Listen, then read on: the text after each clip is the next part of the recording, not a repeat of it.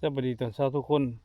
ยินดีต้อนรับสู่ช่องเกิดมีเนาะมื้อนี้เฮาสิพาไปชมมันบุญกระบอกใหญ่บ่องยือบ้านอยู่ชุมพลงามแต่ก่อนว่าสิไปชวนบ่ใกล้แล้วมันโทรหากันแล้วไปรัดกันแต่เมืองไปเอาไปรัดกันแต่เมืองเลยก็ติดตามรับชมเนาะตัวนี้ก็อยู่ในกำลังเดินทางลัดดงลัดป่าไปเลยทุกคนนี่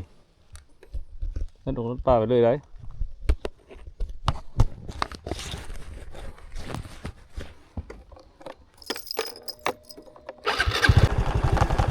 ทางลัดมันก็ส่วนวิกส่วนเข้าส่วนวิกเล็กๆเลยนี่มันบ่ไกลทางลัดนี่คุณโมมี่คุณส่วนวิกแค่นี้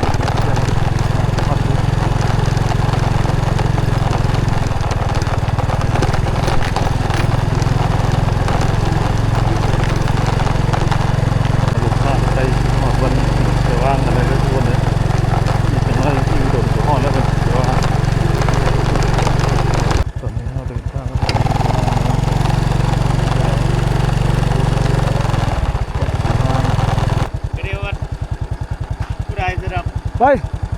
ทันได้บุญกระบอกใหญ่มองให้บอกบุญกระบอกใหญ่บุญมองใหญ่ไปบ่แปมลังไปเที่ยวบุญกระบอกใหญ่นี่เขาก็ไม่ได้ไปจากปีไปเห็นจับเธอเกิดคนไล่ไปนั่งไว้ดิไล่ไปนั่งทางเลยนะไปกันไกลพาแม่ไปเที่ยวไป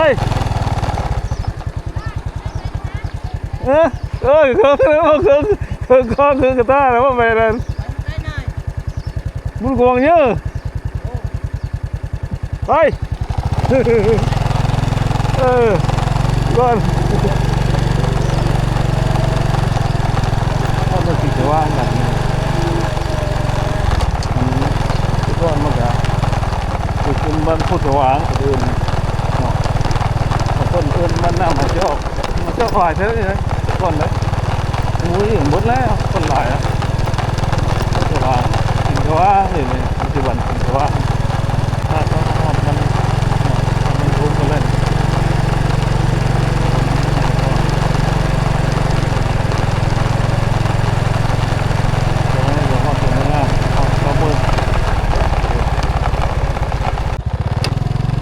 ตอนนี้เรากำลังเดินทางมา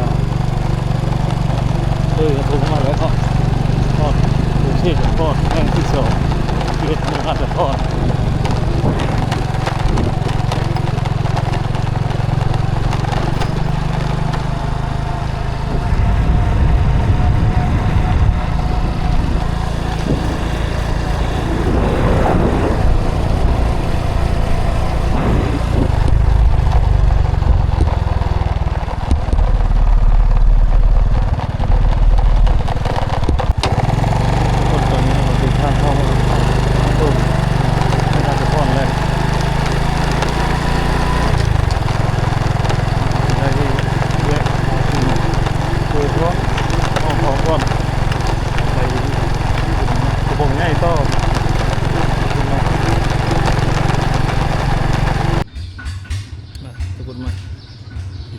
มาเซฟๆกว่าทั้ง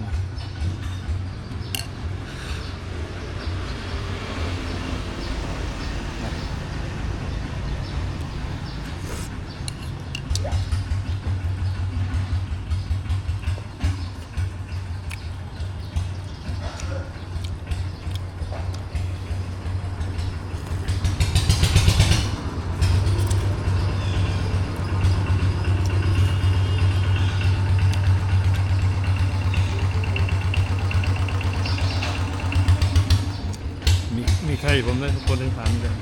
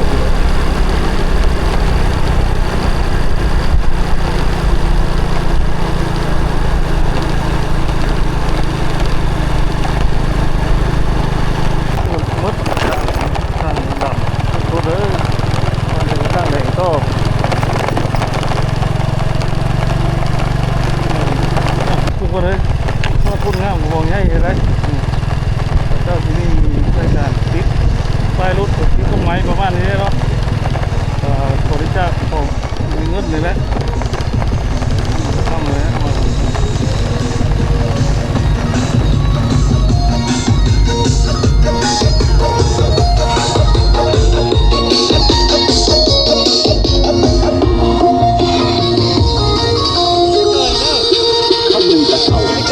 เป็นห้องเช่าโอเมของเจ้าโอ้โหสอนหวานห้องง่ายห้องทีก็ไม่ดีห้องเที่ยห้องป่า ห้องเขาเป็นตกใจวะ ห้องไห้หัวใจลาลอยโยกโยกโยกโยกไฟลอยแกนนองไฟลอยไฟลอยแกนนองไฟลุกลอย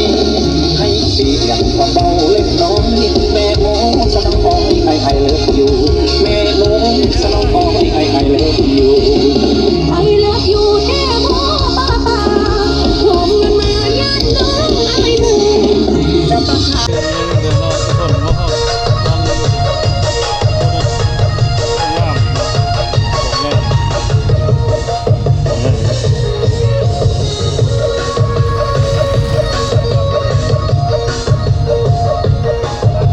เอามาหอดบุญเลยทุกคนเอามาฟ้ารถอยู่นี่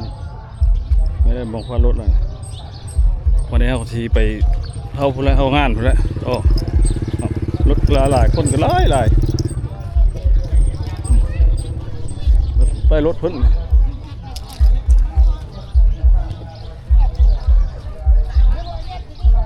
นำตัวไปบนมือสามนับเต่าหัวก่อนในรถกระจุก ขาพุทธนำรอนรอสระสามขาไปเต่าเนี่ยขาบูเต่าปัดเต่ารอรอนมดไม่รู้ตัวน้ำแล้วว่าจะให้งับหรือว่าจะเป็นเรื่องอีกเจ้าให้สีน้ำนอกนี้นอกนอกน้ำรอน้ำทองยังเป็นหลอดน้ำใจใครได้ จะมาดีเฮ็ดไปเลยนี่นะ รอได้ทีแล้วตกจากบาทว่า กินชอบอยู่นะตู้นี่ตู้เปิดไปเลยตู้ไปนะตู้ พันหนึ่งสองพัน9,000บางคนพันหนึ่งแสนสองแสนห้าเป็นตัวนี้โอ้ยไอ้เรื่องดังไปต่อ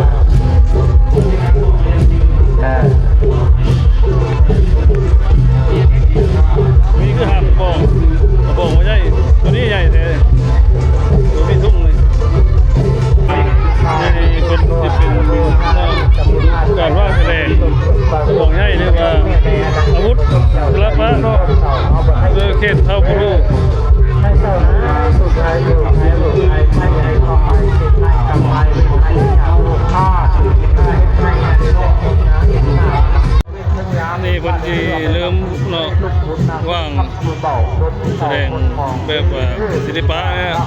เอาพระพุรู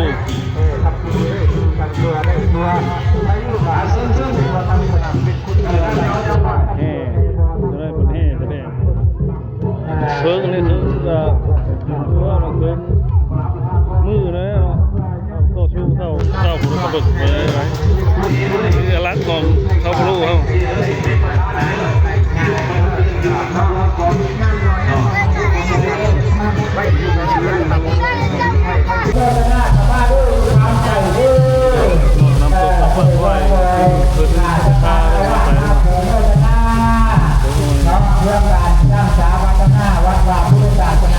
เราไปสิงคโปร์ที่ต่อมากับพ่อ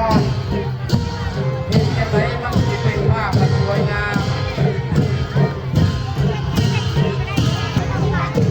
อยากขอแสดงในชุดพื้นบ้านของเราชวนชุดไล่เลยยิ้มต้อนรับพี่น้องจาก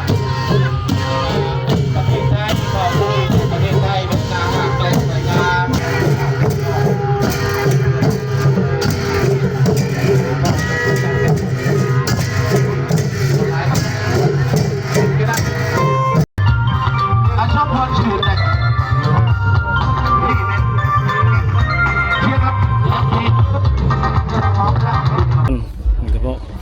มีคนหลังไปให้กระบอกใหญ่เขามาพูดเลยเขาชูพิธีแต่วัดผู้ไปผู้มาไปตั้งดูพุ่นเต็มบ้านแล้วก็แห่เขาพุ้นเอาวัดพุ้นไปเบิ่งพิธีเพิ่นสิเฮ็ดแบบใดพิธีคือเจ้าที่เจ้าทานเนี่ยแห่เจ้าที่เจ้าทานแห่กระบอกใหญ่เข้าไปในดูแลในงาน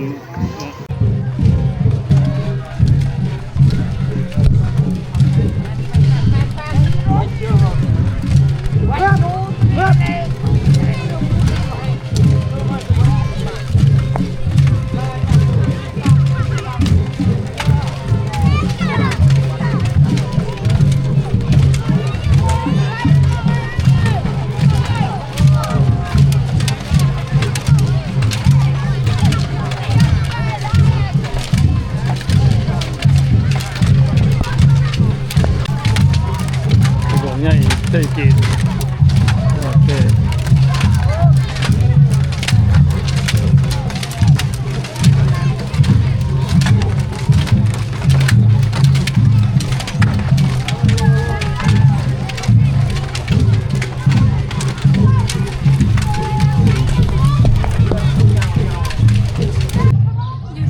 สวัสดีสาวงามเนาะบ้านนี้บอกเลยว่า บ้านนี่แหละบ้านอย่างวะนี่นะ นะ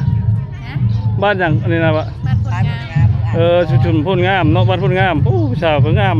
ได้ผูกเลยบ่ย่างนี่ลูกชายค่อยมีเลยเดี๋ยวติดต่อให้ลูกชายไทยได้บ่ ได้ยังแหละโอ้